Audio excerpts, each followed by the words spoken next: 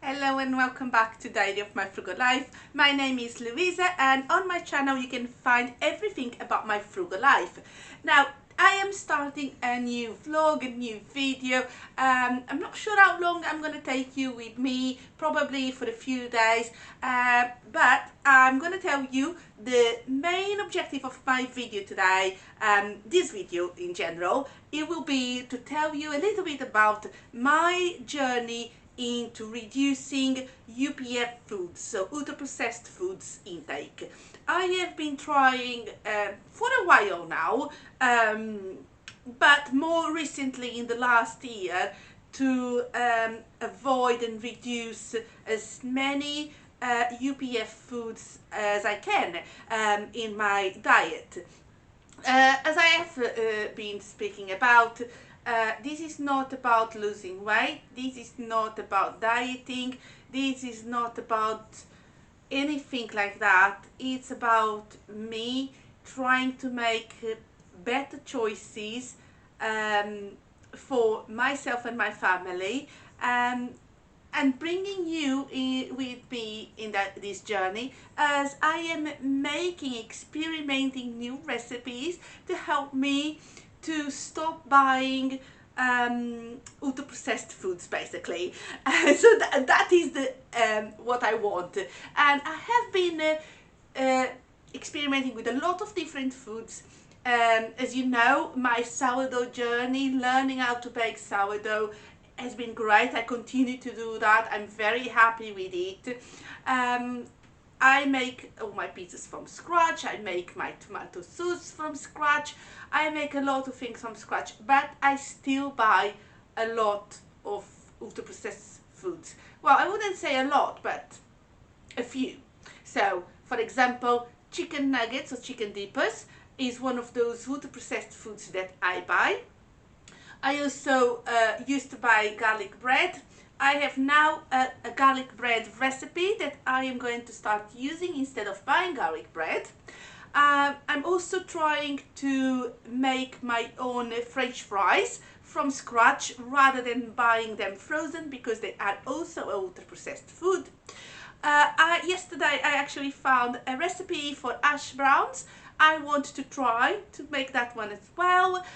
So there are a lot of things I want to try, and I thought, why not make a video with these experiments, things that I'm going to try probably for the week. Actually, it could be like a week of experiments with reducing ultra processed foods, basically. So I am going to focus on this video showing you the swaps I've made and how I have been cooking the better choices, basically. I hope this is not too confusing, because I feel like I'm rambling. I feel I'm confusing myself, so sorry about that. Hopefully you understood what I want to say.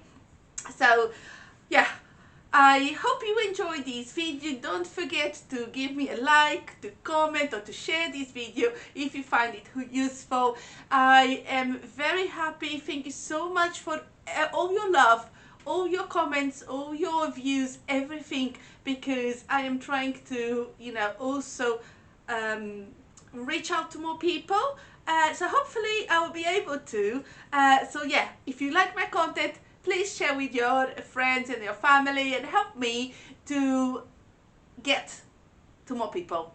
Today I'm going to show you a recipe of French fries that I found that really changed my perspective on homemade French fries, because that's the reason, not only because of convenience food, but also because I haven't found a recipe that I could cook in the oven or the air fryer for French fries that I was happy with the result. Now I found it, so I am going to share with you, because today we're going to eat French fries and I'm going to make them from scratch. So I want to share that recipe with you. Now, cooking from scratch and avoiding ultra processed foods is so about making preparations, meal prep in advance sometimes, because we all know we have busy lives. We all know that that's why convenience food is there. That's why ultra-processed food was created, because we are all very busy with work, with our families, and we don't have time to spend loads of time in the kitchen. So I would say meal prep is key if you want to avoid ultra-processed food. Now, yesterday I made French fries from scratch using this recipe, and I can tell you I already have some leftover French fries here. They are not cooked. As you can see, it's raw potato, but they are cut in shape. Because when I was preparing, I peeled a few potatoes. I didn't know exactly how many potatoes I would need, but I know if I keep them in a recipient with cold water in the fridge, I can keep the potatoes there for a few days and they are still fresh. Just change the water, okay? That's what I would recommend. Change the water. I already did it, so you know that helps and keeps the potatoes okay. Now it's not enough, so I am going to peel a few more potatoes. I will then put all of them together. Again, if later on in the week I need to make some more French fries, they are in the fridge ready to be made. So this is what I think is the most important thing for you to know. You need to prepare in advance. Let's prepare these potatoes. So I've got some potatoes here. I got these potatoes reduced in Sainsbury's the last time I went shopping. It was 2.5 kilos for 44 pence. So it was great value, and you know that's great because not only I'm saving lots of money cooking from scratch, I'm also avoiding all the nasties that ultra processed foods have. So you know, why not? I'm gonna peel a few potatoes. As I said, I know I'm gonna use more potatoes throughout the week. So what I'm gonna do is to peel a few. Now, you don't need to cut them into French fries when you put them in water. You can, but it's not like needed if you are preparing in advance. So for example, not tomorrow is Wednesday, I am going to make mashed potato. So I could actually have some whole potatoes in there ready for Wednesday. So that way I am already preparing in advance, so I don't need to worry about the time I'm going to spend in the kitchen on Wednesday to make all my food. I hope that makes sense. Now, as I say, you need to plan, prepare in advance. So you need to know how many times you are going to use potatoes in the week. So I was counting, and I've got 5 days this week where I am eating any form of potatoes. Now, do I want to peel for 5 days? I should. But I know Wednesday is mashed potato. So for mashed potato, I need whole potatoes. I don't need them like these. So maybe today I'm just preparing the French fries for the week.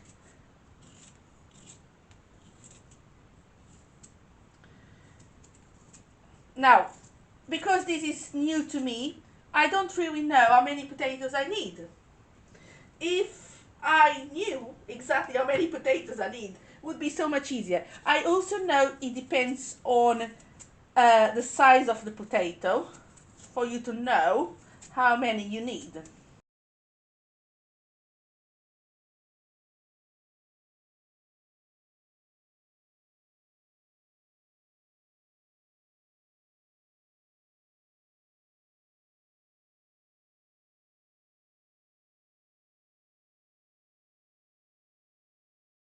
I already have almost no potatoes left.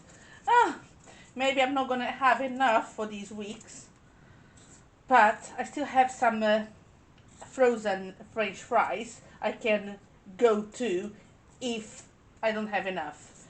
Because I didn't, when I went shopping on Friday, I didn't know this was going to be what I was going to decide to do this week.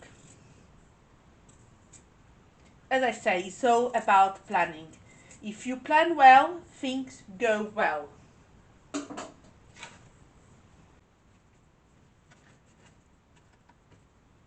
I'm gonna wash these potatoes. Now, to be successful into cutting the potatoes in the right shape and size, it's important to have some form of gadget, kitchen gadget. Now, my kitchen gadget is actually this one, because you take the lid and you put this back on, and then I can cut the fries. Now, this is removable, and I can change to different size as well. So that's great. And I was so lucky because I received these free from Olio. So I'm very happy about it. I'm still learning how to use it because I find some potatoes are harder, and then I find it more difficult to cut the potatoes. So hopefully I'll be able to show you how I do it.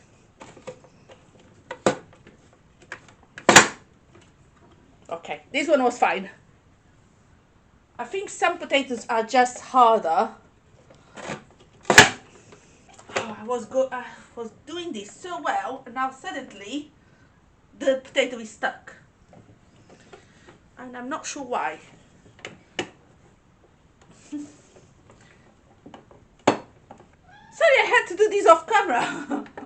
But I've got loads of potatoes here now.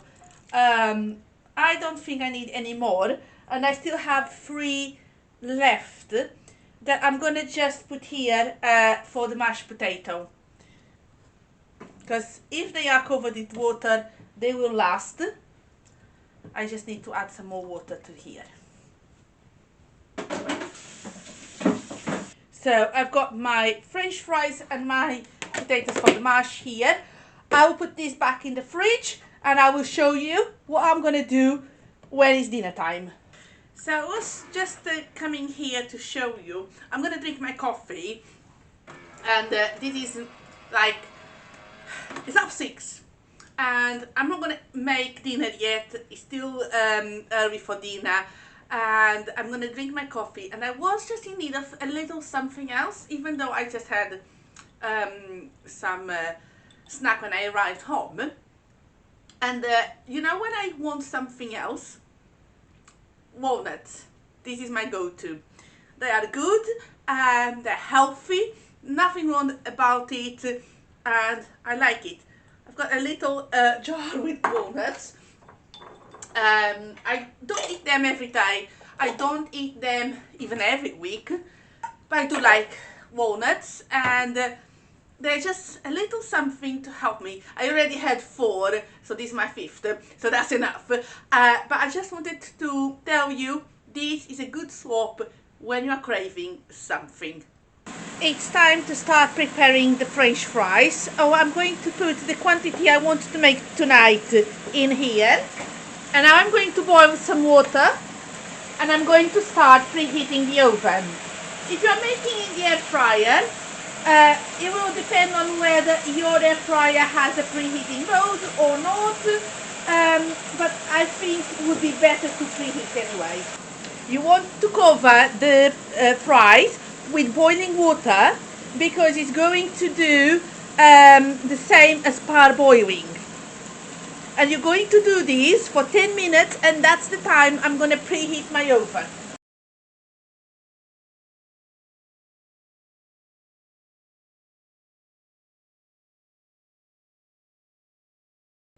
Ten minutes has passed, so now I need to drain the water. You want to ensure that your potatoes are dry.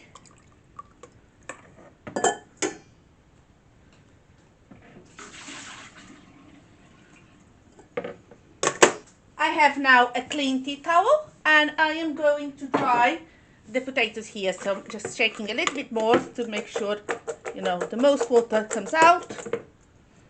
And now I am going to dry.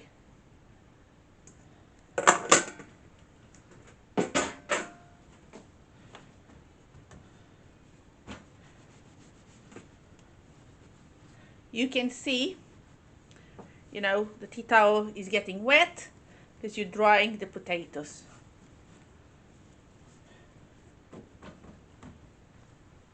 I'm gonna line it with some parchment paper, And I need to put the fries into a layer, single layer. I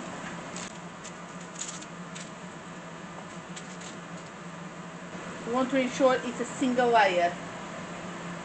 I'm gonna add some olive oil.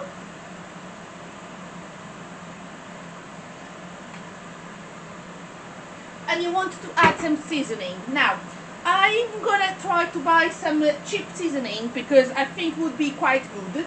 At the moment, yesterday I actually used this roast potato seasoning. They're not roast potatoes, they are fries. But can I just say, it was actually quite nice and good. And because I don't have the cheap seasoning, I added this one. I will just add some mild chili as well.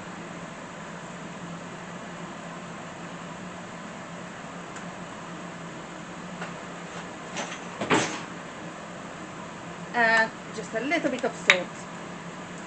Potatoes without seasoning, they're not great.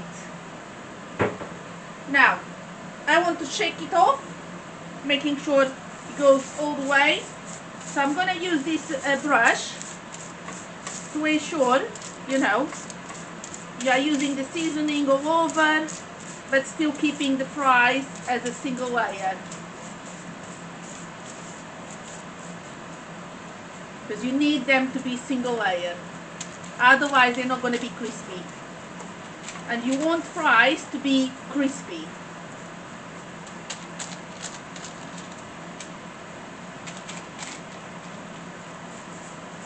This looks really nice.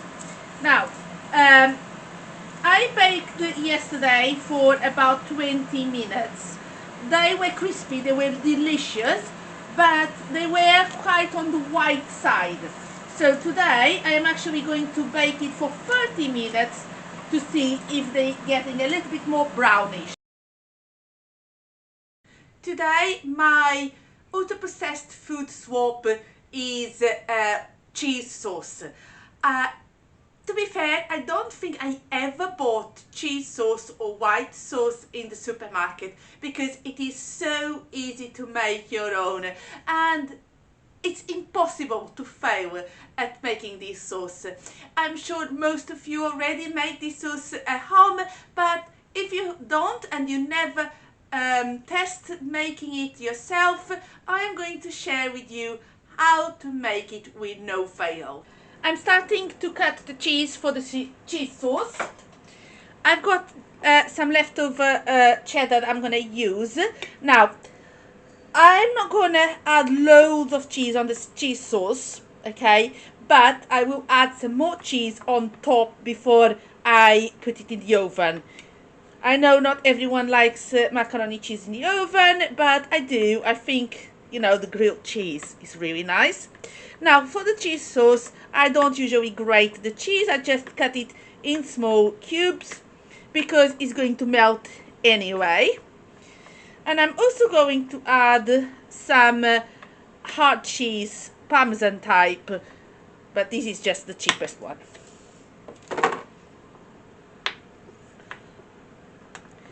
You could just add one type of cheese.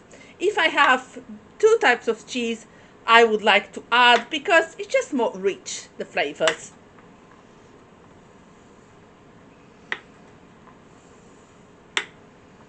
So yeah, this is ready. I'm going to start by preheating my pan.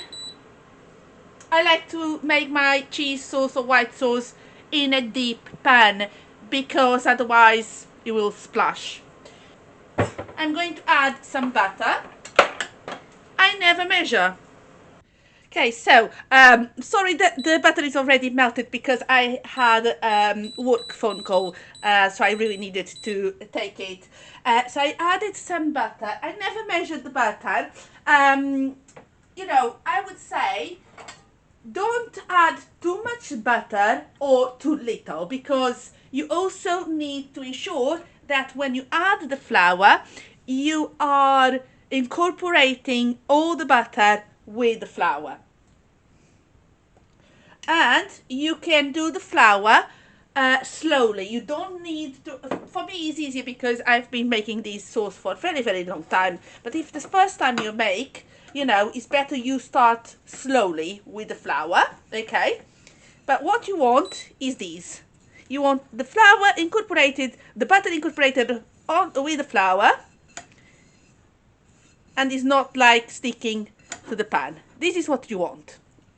And now we're gonna start adding the milk slowly. Now, I usually make a lot of mess in this process, but as I say, there is no way you can fail this. You know why? Because even if your sauce has lumps like these, you can always put it on a blender and blend these together to smooth out your sauce. Okay, so that's why this is a no fail sauce.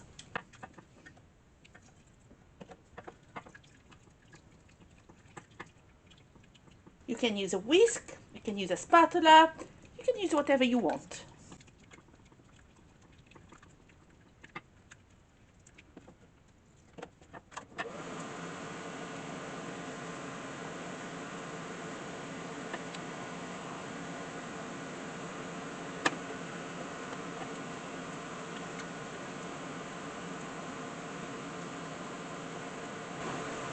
I'm gonna swap for a whisk now, just because I prefer.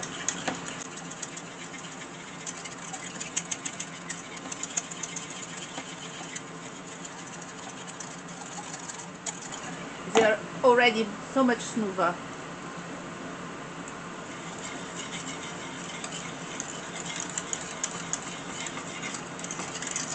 Now I'm gonna season these. I'm gonna use black pepper.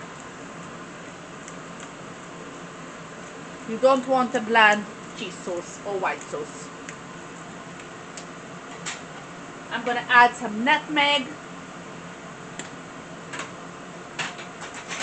For me, nutmeg is a must on white sauce.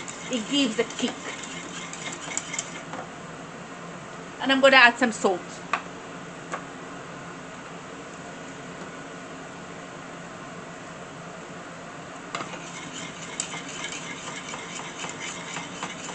I'm gonna add some more milk.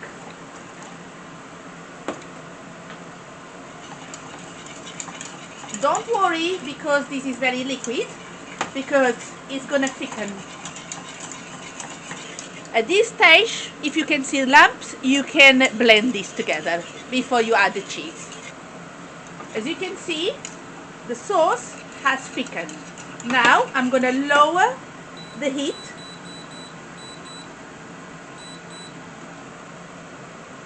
And I'm gonna add my cheese.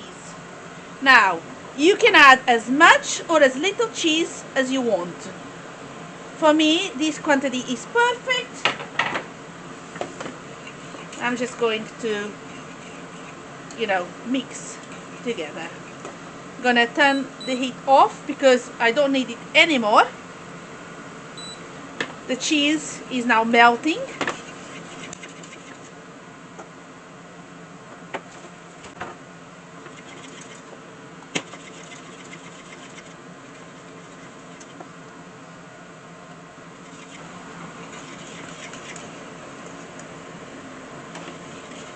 Some cheese is still visible, so I'm just going to whisk a little bit more.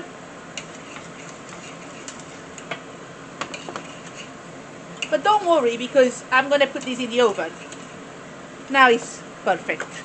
And how easy was to make this cheese sauce. Today our ultra-processed food swap is from frozen wedges to actual potato wedges that I am going to make. And I'm going to make them for the first time, so I have no idea if they're going to be good, but I am willing to try. I've peeled 3 potatoes, that's how many potatoes I had in the house. I peeled them and now I am going to make the wedges. Just going to try. Now, I am not sure how many wedges I will be able to make.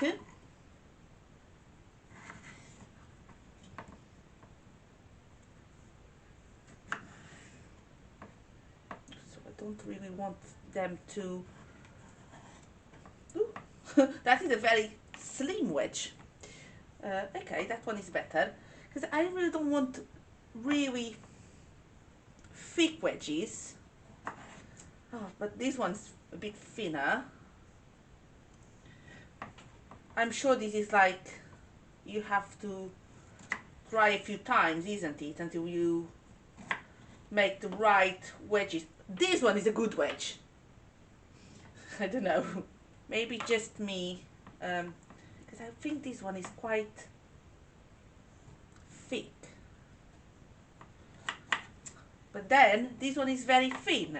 Well, we'll see how it goes. Oh, this way. Okay, let's see.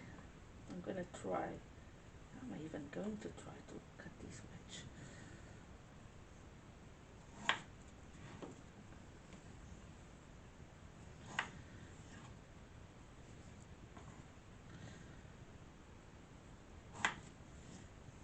I'm not worried with the random shapes.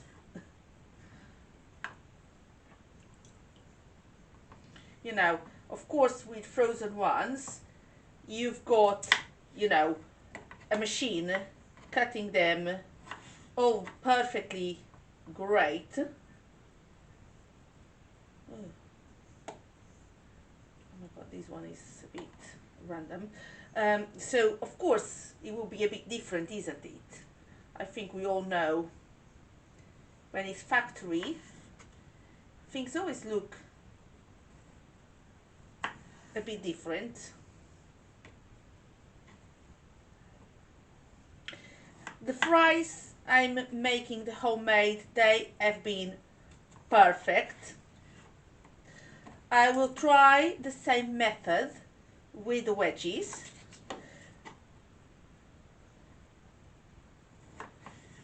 So I will see. A bit weird wedges, aren't they?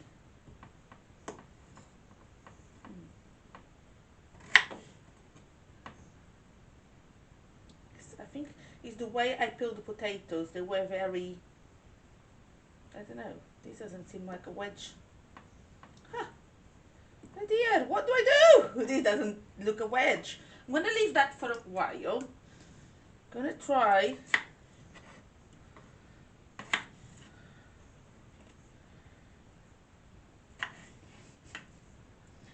This is just like how it is, isn't it?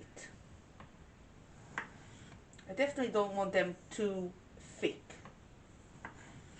but I don't want them too thin. Some are better than others. I'm sure this is one of those things you will perfect with time and patience and doing it more often rather than just once in a while. And I'm happy with that. That's not, you know, a worry for me.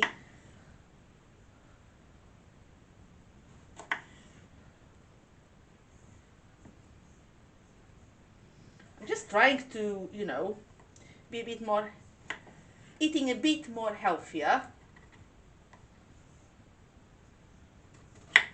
Especially when it's so hard to go to the supermarket and actually buy things that, you know, got great great ingredients and whole ingredients.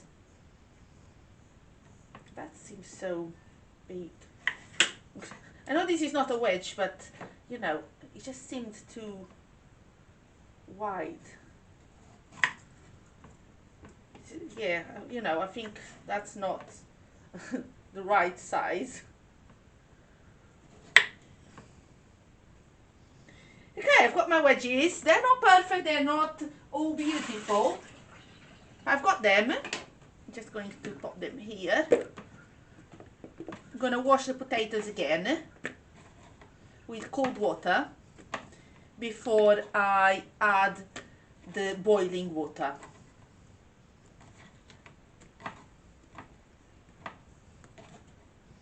My potatoes have been washed. I need to grab some water to boil.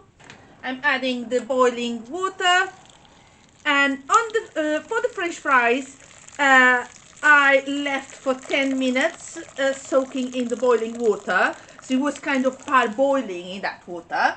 And for the veggies, I'm going to leave it for 15 minutes because the veggies are a bit thicker and wider. So I prefer to try with 15 minutes, and then we will see. If I feel like they need more time, I'll let you know. But I'm going to leave it for 15. I left the veggies for 25 minutes instead of 35 because, as you can see, they are crispy, they are done, they don't need more time. We are here for the last water-processed food swap for this video, and it is my homemade burgers recipe. Now, I have shared, I think, 2 or 3 variations of this recipe. There are many ways to make it, and I definitely change it depending on what vegetables I have in the house when I'm making these burgers. Because I like to add vegetables, I also like to add oats in it to add some more fiber on my burgers. Now, you would ask, why are burgers ultra processed? If you look at the ingredients on some burgers, even the raw meat ones, some of them are ultra processed. I'm not saying all of them. I know there are some burgers that are 100% meat and nothing else, or have some vegetables like onion and garlic is very common in burgers, but they have other things added, and a lot of them have ultra processed ingredients in there, and that's why I'm going to show you how I'm going to make my homemade burgers from scratch using some beef mince. So I have beef mince, I've got a green pepper, and I've got 1 onion, and I need to get some garlic, and yes, that's what I'm gonna use. I was thinking if I had some chili, but I actually don't have any chili, so I'm not gonna add it. So I'm gonna make everything in the food processor, and I'm gonna show you how I'm making the burgers. But I do have a burger press, very old burger press. This actually, I bought this in Portugal many years ago. I don't even remember if my son was already born when I got these. So if he was born, he was very young. Otherwise, so this is like 20 plus years old. This is how old this burger press is. And I do prefer to make my own burgers. I think they're better for flavor. And also, I don't make my burgers very thick, but that's a personal preference. You can add more burger mixture, more meat, and make them thicker. It's up to you. My personal preference is to have them thinner, so I prefer to add less. Again, if you prefer, you can make this just with the meat. You don't need to add anything else. But you know, is your preference. I am just going to show you how I like to make mine. I've got 4 garlic cloves. I'm going to add here. I'm going to add my onion. I'm going to add green pepper. I am going to chop these first.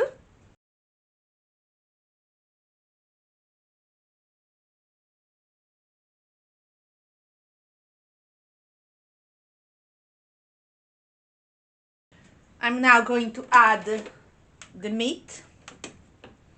Now, because this meat is packed, I kind of need to cut it in small pieces because I can't separate very well, so I just needed to use a knife to kind of separate, because I don't want the meat to be all together. Basically, it needs to really get mixed with the vegetables.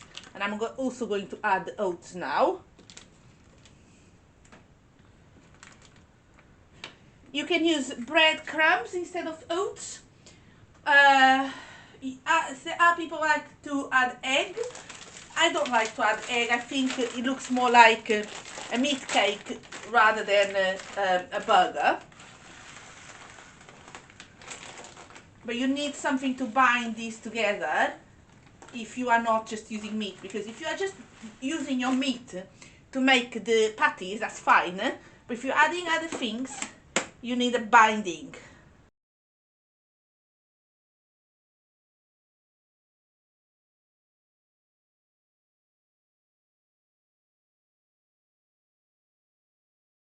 Let's have a look. You can have a little bit more oats, but you don't want to add too much, but you also don't want to add too little. That will do. Because as I say, if you don't bind the vegetables with the meat, your patty will break.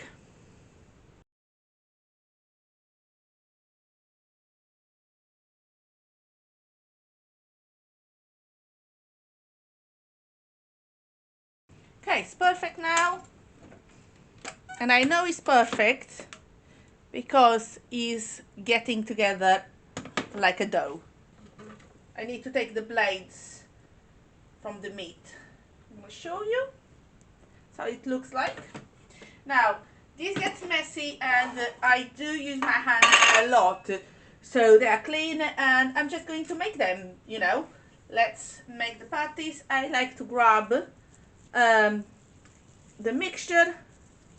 I will make a little bowl. I can see it's not wet. It's actually fine. And I use these burger papers I buy on Amazon.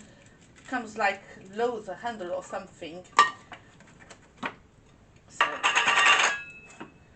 and look, oh, that's my burger. I have no idea how many burgers I will make, and again, because this is homemade and I'm not measuring how much meat I'm using in each. You know, some will be bigger, some will be smaller, but I'm happy with that. So yeah, we will see how many burgers we can make with these.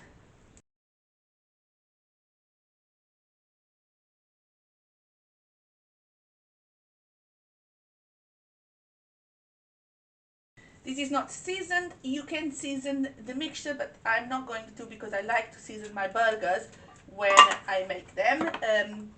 If I fry them, usually I fry the burgers. So that's when I like to season. And if I add season here, I might forget and then it's too much.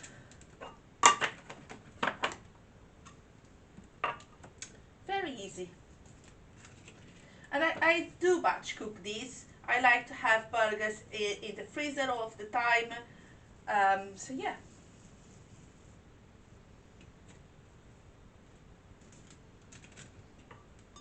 If they are made in the freezer, you know, you can take them out for a quick lunch or a quick dinner if you don't want to make anything else. You know, sometimes we all have those days we want to go off plan. So yeah, these are great.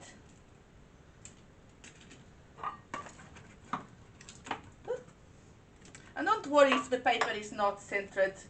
There is absolutely no problem with that because you're going to take the paper when you cook. This is just to ensure that they are separated when we're going to freeze them. Anyway, I'm going to put the boards in the freezer to ensure that they start freezing as they are.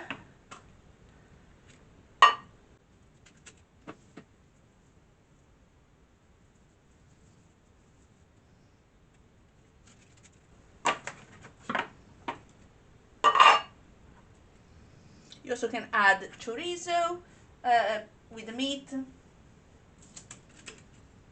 if you have any. You know, the possibilities are endless. And that's the reason why I like these so much, because I never make the burgers the same in a row. So the last ones that I made, I think they have got carrots in it as well.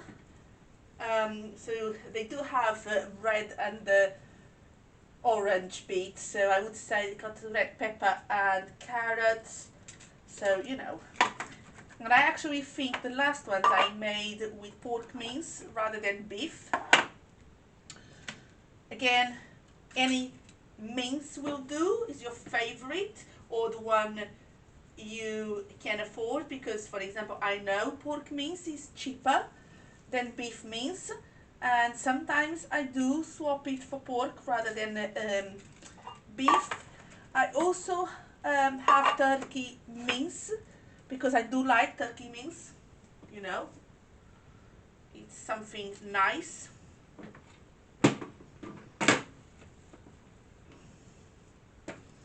Okay, this is going to be 13 burgers. They're actually more or less the same size. So I'm not gonna freeze the ones we are going to eat tonight. Just need to put this here now. This. It's a messy meal, but it's so worth it. So yeah.